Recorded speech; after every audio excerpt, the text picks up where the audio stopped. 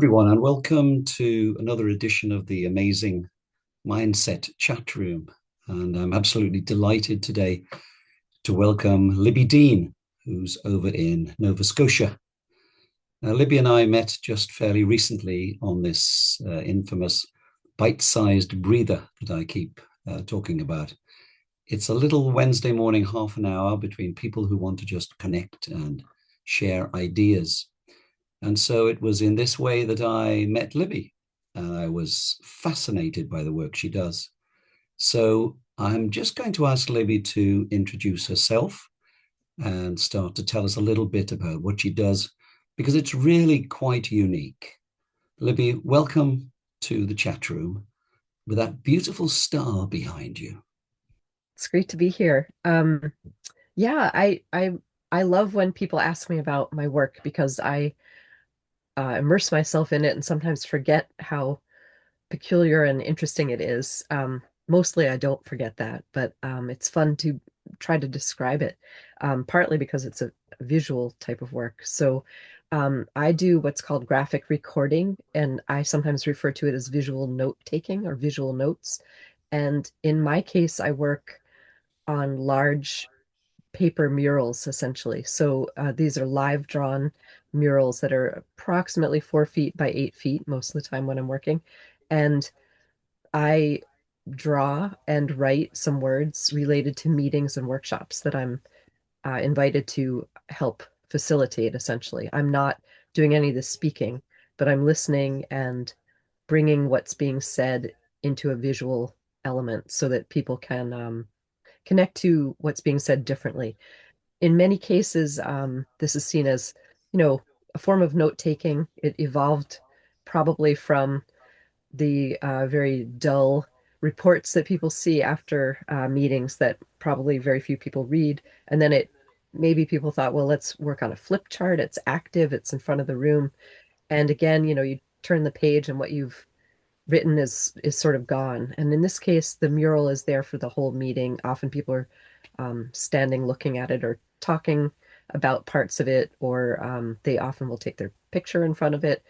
But I think of it as a way of animating the space as well. So because it's active, I'm doing it while people are talking, and it can help with accessibility for visual thinkers and people who have a more storytelling based way of relating to information. Um, and let's see there was something else I was going to say about it. Um, I started to think of it as a very large postcard, it's granted, but people take a photo of it often, then it's on their phone and they can show their friends or, put it on social media and say, I was at this meeting, we talked about this. So I think of it as very much sort of, I wish you were here, or I know you're not here, but this is what the view is from here, kind of really quite a bit like a postcard. And it does often get used in reports and is also a way for some groups to demonstrate that they're trying to have more inclusive and friendly kinds of meetings, because I do a lot of work that's between the federal government, um, provincial governments here in Canada, as well as Indigenous communities, Indigenous governments, and nonprofits as well. That's lovely. I was going to ask you to explain to our viewers at what kind of meetings you do your visual notes, your graphic recordings. And I just love the way you describe the finished product as a postcard. Do you have one of your finished pieces of work, a little example we can show here, which would explain to everyone visually what you produce at your meetings? As they say, Oh, right. something that is lit reasonably well, Oh, just to get a yes, sense. yes, it is. Yes. And it's not terribly important to see all the different elements, but I use a combination of words and visual elements that sort of anchor an Beautiful. idea, or in this case, anchor a topic like Aboriginal fishery strategy or food security, different things. So sometimes it's animals. In the case of a lot of the meetings I work in, that's a big component of what I've needed to draw, because I'm working predominantly with Indigenous communities. So as a little educational aside here, in Canada, Indigenous refers to First Nations, which some people will think they'll know the term Indians. Generally, in Canada anyway, Indigenous tribal people are called First Nations. It also includes Inuit, who are formerly called Eskimo. And it really depends on where you live in the circumpolar north, how that group is referred to or refers to themselves as. And in Canada, Indigenous, excuse me, also includes Métis. So that's a different cultural group. So that just if I say Indigenous, know that that's what I mean. So I have worked across Atlantic Canada. So mostly with Inuit, Mi'kmaq, Wolastoqey, and Passamaquoddy, and a few other groups as well. But the work that I've been doing, I've been asked by some Indigenous communities to come and do this work when they know that this would be beneficial to their meetings and would help, for example, the general public who's attending a meeting feel more included and see themselves in the meeting somehow. The primary example of this, and probably still really absolutely a lifetime highlight for me, let alone a sort of career highlight, is I was asked by a wildlife biologist that I know who is working with one of the Inuit communities, actually organizations, and they were running a polar bear workshop in 5 different communities in their region. And so this workshop, the intention was to help people learn about bear safety. They were doing bear safety training. So what to do when you encounter a bear, but also things about their biology, their migration, conservation issues, legal issues, really quite a lot. Each workshop was about 7 or 8 hours long, and they were held in 5 communities around the region. We traveled by snowmobile, and one of the things I had to do was keep all my markers inside my parka when we were on the snowmobile so they wouldn't freeze. And that really, um, I really truly had out of body moments where I sort of looked down at myself zipping across frozen ocean on a snowmobile, thinking, how does a kid from New Jersey end up in this situation? Which was really, I felt so privileged and excited to have that experience. And we didn't see any polar bears, but we crossed their tracks a few times. And I was going to say, it looks like you brought one with you.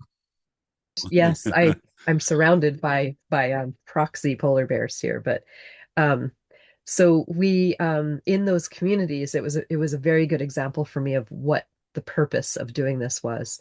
People were, essentially taking a course, getting a certificate, but they were asking questions and describing their own encounters, and I was capturing those the best I could onto this mural, which then stayed in the community. And I've been told even recently, and that one was about 10 years ago, that those murals are still where they were in a community space, such as a community office, a boardroom, in one case, a school, so that people can look at it and say, I was there, or when are we doing that again?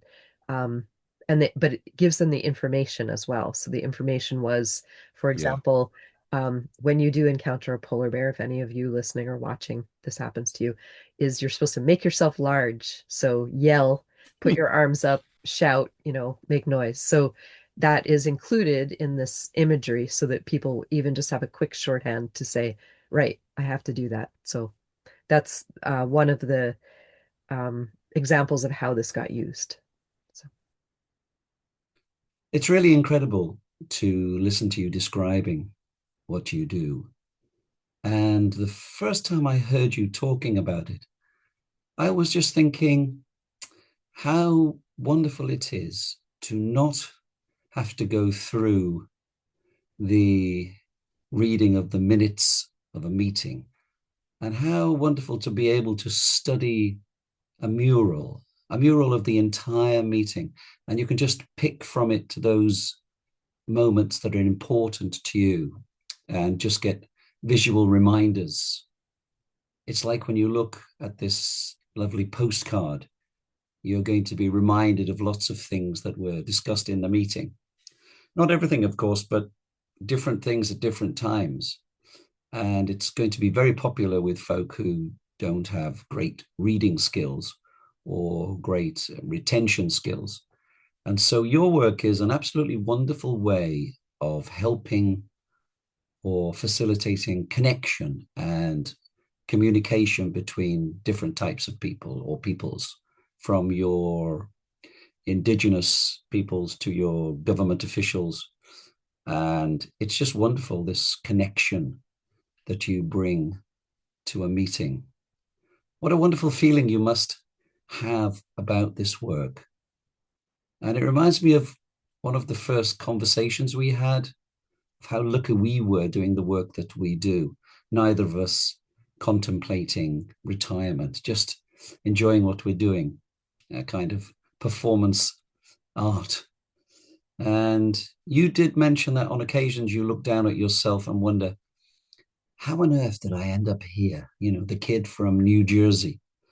So can you give us a little history of how Libby Dean ended up in Nova Scotia, telling folk what to do when they meet a polar bear?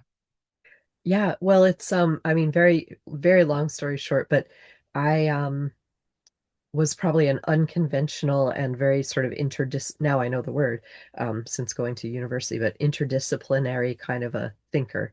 So always somewhat a visual thinker, a kid who doodled. I later found out that people who doodle are not necessarily distracted and doing something else, but it's a type of kinetic learning. And I learned this while I Mhm. was doing some of the training for what I do. That's partly why it's valuable to a lot of people to doodle, is it actually helps them focus on what they're hearing instead of getting distracted by things that are around them. So that learning style, I guess, eventually led me to my undergrad degree was in human ecology, which is the intersection of people and the environment. And then many years later, I went to graduate school at Dalhousie University in Nova Scotia, which is how I ended up here, essentially. Um, and I did environmental studies, a master's in environmental studies. And while that was not necessary for what I'm doing, sort of officially, there isn't a path for what I'm doing. Art school isn't necessary. You know, it doesn't really matter what you do, as long as you feel like you have the background to be able to synthesize what you're hearing. So never would have thought that I would do this while I was doing environmental studies. I Mm. had other thoughts about what that would be, but soon discovered I didn't love desk jobs and I really loved being in the community, and often found myself sort of doing communication between two groups that were trying to set something up. And so I do definitely see myself as a bridge. Um, and also many years later, just a few years ago, I was doing a workshop that was a large Hudson Bay symposium. So Hudson Bay in northern Canada is home to many different Cree and Inuit communities. It's a big, almost like circular bay, gigantic. But the bay itself, if you relate to the bay as opposed to the land, you have a lot of things in common, and species that you might eat or also be concerned about the conservation of. Pollution issues, development issues, all kinds of things are shared. So there's this large symposium periodically. And that was really interesting because, you know, I was wearing a headset and we had 4 channels on our audio to listen to Cree, Inuit, French, and English. And I was feeling really inadequate about only having English as the default language for me. I did have some Inuit and Cree place names and things that I could use, but I really couldn't understand what was being said in the original language of the people presenting. And I had a conversation with one of the well, both Cree and Inuit interpreters who were there, and one of them said, "Oh, that's okay. You're also an interpreter." And it was such a great moment for me because Yes. I'd been feeling that I wasn't able to draw from the original of what was being said, and that it was sort of translated, and I was afraid I was losing something that was important to them, but I was assured that it was another type of interpretation. They were providing um, interpretation as well, and they made it clear that they're not translators either. They're actually Mm. listening and synthesizing. So that Yes. really helped me understand both the value and to be honest, the skill involved. I used to wonder why I was so tired after these, not just standing for, Yeah. Several 8-hour days, but it's a very quick mental download to get a sense of what's going on in the room Yes. and try to give some element of it that feels authentic to who's saying it. And sometimes there's a bit of a dance between um, potentially conflicting or at least very different perspectives, not always conflicting, Uh-huh. but very different perspectives. So trying to make it reflect a variety of perspectives is often a challenge. Interpreter. Yes, you are. You're interpreting through your visual notes, your graphic recordings. Incredible. And another thing that strikes me when you're talking about your work is no wonder you get a little tired. I mean, the concentration levels you need to transcribe words into pictures requires an incredible amount of listening, a deep sense of listening, really listening. Now, I've done a number of podcasts all about listening or really listening. And you're not just listening to words that are spoken, but you're also listening for the feeling behind those words, aren't you? And you're doing this while you're at your mural, and there's no time for a break. I guess you have to ensure that what you're doing doesn't distract people at the meeting from doing their own listening. So are you kind of to one side of the meeting? Yes, that's how I choose to work. There are people who do more graphic facilitation, and they're often at the front of the room, so they might be helping visually sort of activate and summarize a meeting by using that as a tool for facilitation. I'm really, that's why I tend to call this visual notes because it's another form of notes. And often there are minutes being taken because there are things that are going to be said that have to be known in detail. And mine is just sort of another version, a distillation of what's being said. Um, yes, I do. I think of that as something that must be similar in your music as well when you're in your case in front of the room, but also they're doing something else. They may be eating, talking, drinking, Mm-hmm. and in my case they're having a meeting and I'm just a an element off to the side. And I think that's well, the thing about it is, as you said, listening deeply. But the other thing when you mentioned performance art is you can't really have an off day. I mean, you can't say I'll do this later because Mm-hmm. it has to happen there. So you just have to sort of drop yourself into a space. And for me, it's almost the first moment my marker hits the paper is I suddenly go, okay, this is, now I'm going, this is happening now. And I do lots of preparation for most, even 1 day, half day meetings. I do about a full day of preparation, not including the many years of preparation I've done for similar meetings, but I might look up the species, look up the topics. I go through, you know, bird books and wildlife books. I look up animal tracks. There are Yeah. all kinds of things, many of which never make their way onto the mural, but it grounds me in sort of what's being said, and also to think of visual elements that may be useful or emphasized. Mm. So I have to be sort of ready for changes as well. But Yeah. there's a feeling of um, being very present that I don't experience anywhere else, including, sad to say, meditation is maybe the closest, but that's a an emptying, like a try, not trying to concentrate, but a loosening. But it's similar because you um, drop into a space where you filter out most other things and just have Mm-hmm. to be this conduit between the energy of the room and this mural, essentially. That's right. It must be very demanding on you to be focused and present for that amount of time.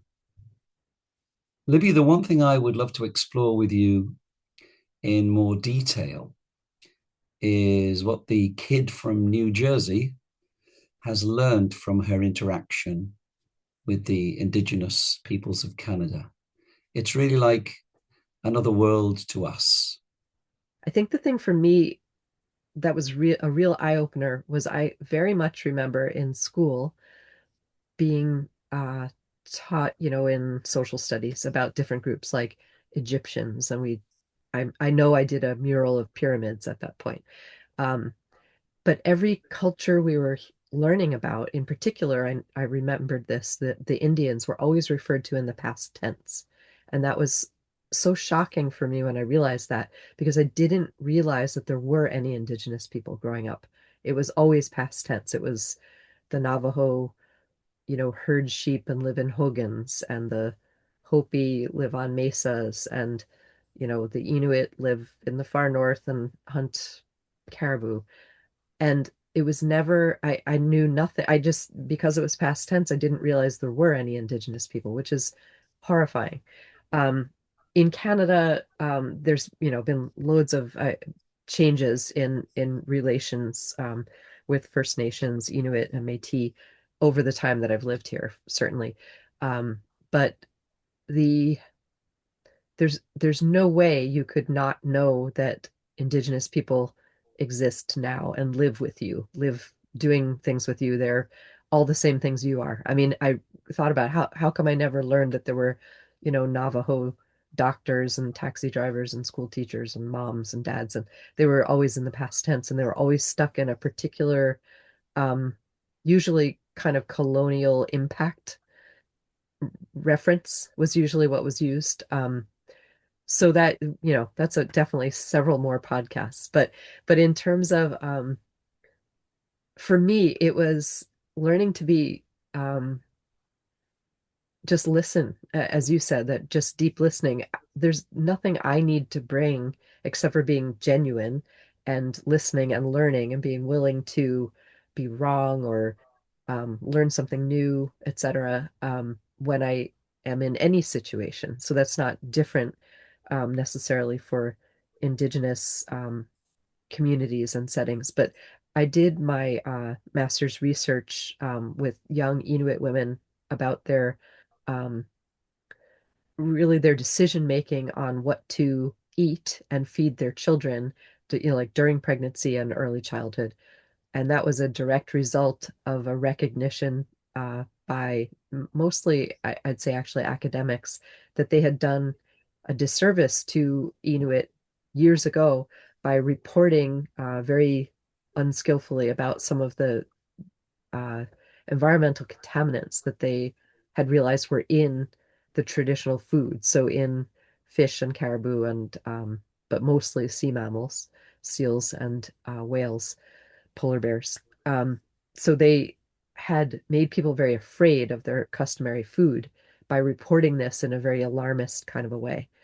Um, so I was lucky enough to be sort of a next round of academic researchers who got to look into what was the impact of that, but in my case, a subtle way, because I didn't bring up environmental contaminants and I didn't want to perpetuate any concern, but we just talked about what women eat and where they get the information that they trust.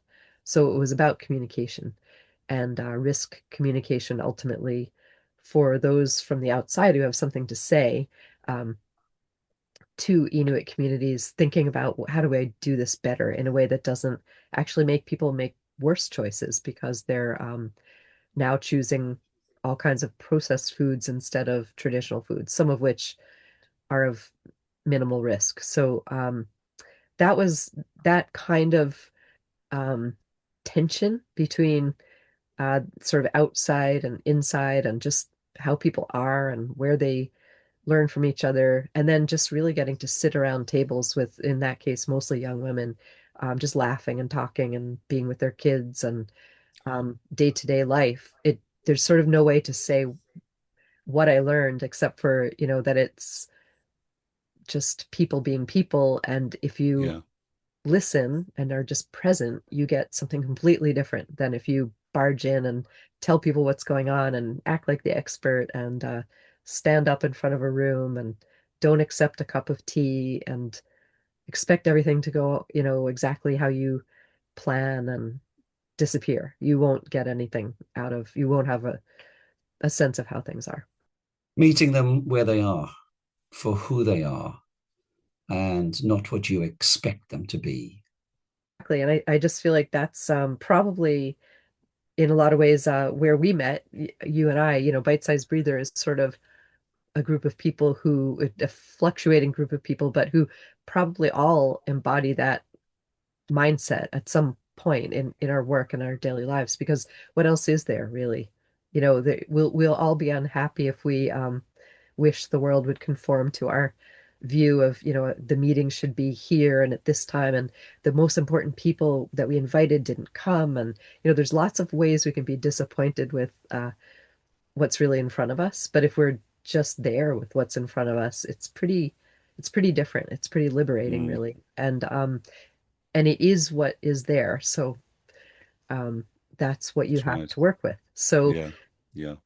that's the reality. So being very present with whatever the reality is. And I think there's huge amounts of joy as well from just kind of letting go of those outcome driven relationships.